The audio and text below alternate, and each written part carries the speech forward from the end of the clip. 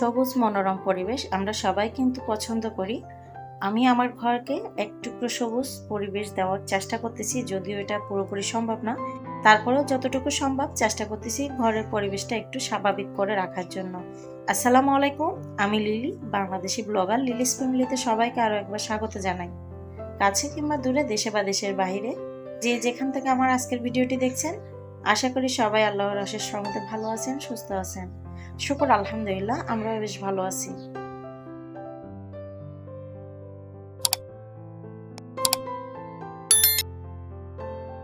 আমি এবং আপনাদের ভাইয়া দুজনেই কিন্তু গাছ খুব বেশি পছন্দ করি। আপনাদের ভাইয়াও কিন্তু গাছ লাগাতে খুব বেশি পছন্দ করে। আমারও কিন্তু খুব ভালো লাগে গাছ লাগাতে, বা ঘরের ভিতরে ইনডোরে যে গাছগুলো থাকে সেগুলো কিন্তু বাসায় থাকলে আমার অনেকটাই ভালো লাগে।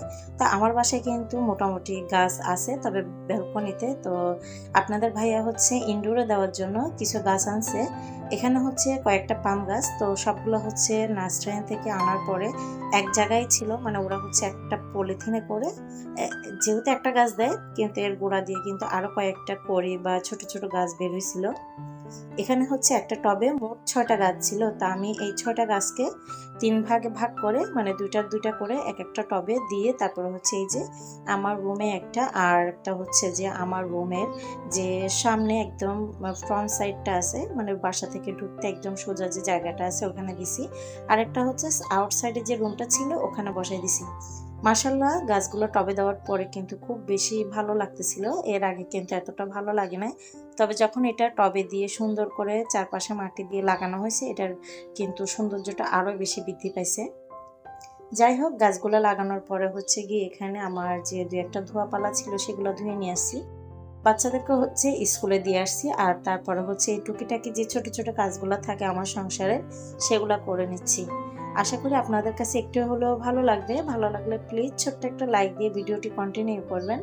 আপনি যদি আমার চ্যানেলে নতুন হয়ে থাকেন তাহলে আমার চ্যানেলটা সাবস্ক্রাইব করে নেবেন এবং পাশে থাকা অল অপশনটি চালু করে দিবেন, যেন যে কোনো সময় নতুন ভিডিও আপলোড দিলে নোটিফিকেশন পৌঁছে যায় আপনার কাছে। আপনি আপনার মূল্যবান সময় এবং সুযোগ বের করে আমার ভিডিওটি দেখে নিতে পারেন। এই যে গাছ লাগানোর কাজগুলো শেষ করে তারপরে হচ্ছে গায়ে হাতে পায়ে মানে অনেক বালু বালু হয়ে গেছিল। তো মনে হচ্ছিল যে আমি হাঁটলে মানে বাসায় আরো বালু হবে বা বালু পড়বে। এর আগে কিন্তু আমি অফ ক্যামেরাতে আমার বাসাটা পরিষ্কার করে নিয়েছি, ঘরটা মুছে একদম পরিষ্কার করে ক্লিন করে নিয়েছি। এই যে গোসল ফ্রেশ হয়ে নিলাম বা গোসল করে নিলাম, তারপর হচ্ছে গিয়ে আমার বাচ্চাদের যে গাড়িটা থাকে ওটা একটু ময়লা হয়েছিল, ওটাও কিন্তু ফ্রেশ হওয়ার সময় একটু পরিষ্কার করে নিছি বা ধুয়ে মুছে রেখে দিছি। এখন হচ্ছে পানিটা শুকাত দিছি, তারপর হচ্ছে কিছু ভাত রান্না বসাই দিছি। আর এরপরে হচ্ছে গিয়ে বাচ্চাদেরকে কিছুক্ষণ পরে আনতে যাব। তো এখনও যেহেতু আমার হাতে কিছু সময় ছিল, আমি আমার ঘরটা আর একটু পরিষ্কার করে নেওয়ার চেষ্টা করতেছিলাম। এখানে হচ্ছে আমার যে ফ্রিজ, এটা হচ্ছে আমার দেখা যায় রেগুলারলি মুছতে হয় বা একদিন পর একদিন মুছতে হয়। তা না হলে দেখা যায় যে অনেকটা খারাপ লাগে দেখতে, মানে ময়লা পড়ে বেশি আর কি। তো এখানে হচ্ছে ফ্রিজটা ক্লিন করে নিচ্ছি। আমার প্রিয় আপু ভাইয়া যারাই আমার ভিডিও দেখেন, ছোট বড় সবার উদ্দেশ্যে একটা কথা বলি, আপনারা অনেকেই ভিডিও দেখেন তবে ভিডিওতে লাইক দিতে ভুলে যান। আমি সবাইকে রিকোয়েস্ট করব, প্লিজ ছোট্ট একটা লাইক দিয়ে ভিডিওটি কন্টিনিউ করবেন অথবা শেষ করবেন। এই যে ফ্রিজটা ক্লিন করে নিছি, এরপর হচ্ছে যে এই যে জানালাটা, এটা একটু গ্লাসগুলো মুছে নিব। গ্লাসগুলো হচ্ছে ঈদের 2-1 দিন আগে মোছা হয়েছিল। আর এরপরে হচ্ছে গিয়ে আমার বাচ্চারা এই যে গ্লাস ক্লিনার আছে এই স্প্রেটা নিয়ে কখন মানে অনেক বেশি স্প্রে করছে, তো ওগুলা যে জানালার উপর দিয়ে নিচে গ্লাস পর্যন্ত আসছে, একটা শেপ আকারে হয়ে তারপর হচ্ছে একটা দাগ দাগ বা ময়লার মতো একটা আস্তর বসে গেছে। তো সেগুলাই হচ্ছে একটু ভিজা কাপড় দিয়ে আরেকটু স্প্রে করে হচ্ছে গিয়ে আমি মুছে নিচ্ছিলাম। অন্যদিকে আমি যখন কাজ করতেছি বা কাজের দিকে মনোযোগী ছিলাম, তখন হচ্ছে আমার মেয়েটা দেখেন দেওয়ালে কিন্তু স্প্রে করছে, আর এখন কি দিয়ে মুছবে যখন খুঁজে পাচ্ছিল না, নিজেদের হাত মুখ মোছা যে গামছা থাকে সেটা দিয়ে কিন্তু মুছে পরিষ্কার করে দিচ্ছে। বাচ্চারা কিন্তু এমনই হয়, মা বা বাবা, বড় ভাই বোন থাকলে বা রিলেটিভ আত্মীয় স্বজন যারা বাসায় থাকে তারা যা করে বা যে প্রক্রিয়াতে চলার ধরনটা ধরে রাখে, বাচ্চারা কিন্তু সেম প্রক্রিয়াতে চলে বা সেম প্রক্রিয়ার চলার ধরনটা ধরে। তো এই যে আমি কাজ করতেছি দেখেন, সেম কিন্তু আমার বাচ্চা আমাকে দেখে দেখে শিখতেছে। মশলা দিলে মেয়ে যেহেতু হয়েছে পরের ঘরে যাবে, এভাবেই কিন্তু ঘর সাজায় গুছায় রাখতে হবে বা পরিষ্কার করতে হবে।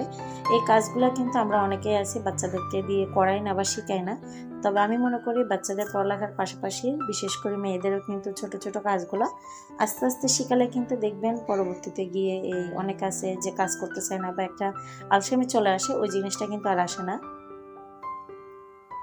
তো মোছামুছির কাজগুলো শেষ করে হচ্ছে আমি আমার যে ফ্রিজের উপর যে মানি প্ল্যান্টটা রাখছিলাম, তো সেটা হচ্ছে গিয়ে মমহিরা আপুর থেকে দেখছিলাম, মানে উনি হচ্ছে এই ধরনের গাছগুলা মানে সিটিপিন দিয়ে তারপর হচ্ছে এই একটু বাঁকা করে মানে মাটির মধ্যে সিটিপিনটা আঁকড়ে দিত। তো আমিও আপুর থেকে দেখে শিখছিলাম, তো আমিও সেই প্রক্রিয়া করে হচ্ছে গিয়ে এভাবে করার চেষ্টা করতেছিলাম। বাট আমার মাটিটা হচ্ছে গিয়ে একটু বালু টাইপের বেশি, মানে একটু বালু বেশি, যার কারণে হচ্ছে সিটিপিনটা দিয়ে রাখতে আমি পারতেছিলাম না। তো অনেকবার চেষ্টা করার পরেও হচ্ছে দেখা যাচ্ছে যখন আমি গাছটা ছেড়ে দিচ্ছি এই তখন হচ্ছে সিটিপিনটা উপরের দিকে চলে আসতেছে, মানে পিনটা।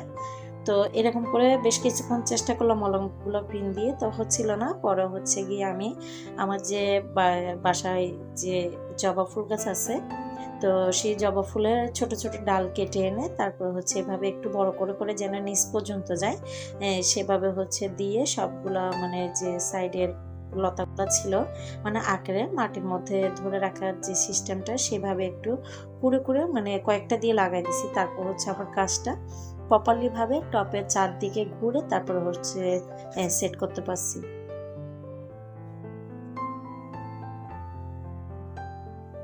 এই যে সেট করার পরে হচ্ছে সামান্য একটু পানি দিয়ে দিছি, যেহেতু এটা ফ্রিজের উপর রেখে দিব। আর বাসার ভিতরে রাখি বা বাইরে রাখি গাছের পাতাতে কিন্তু অনেক ধুলোবালি পড়ে প্রত্যেকটা আসবাবপত্রের মতো। তো আমি হচ্ছে একটা ভিজে কাপড় দিয়ে আস্তে আস্তে একটু মুছে পরিষ্কার করে দিচ্ছি। এটা হচ্ছে তাজা পাতাগুলো কিন্তু আরও তাজা বা আরও ফ্রেশ দেখাবে, সেই জন্য হচ্ছে এই কাজটা করলাম।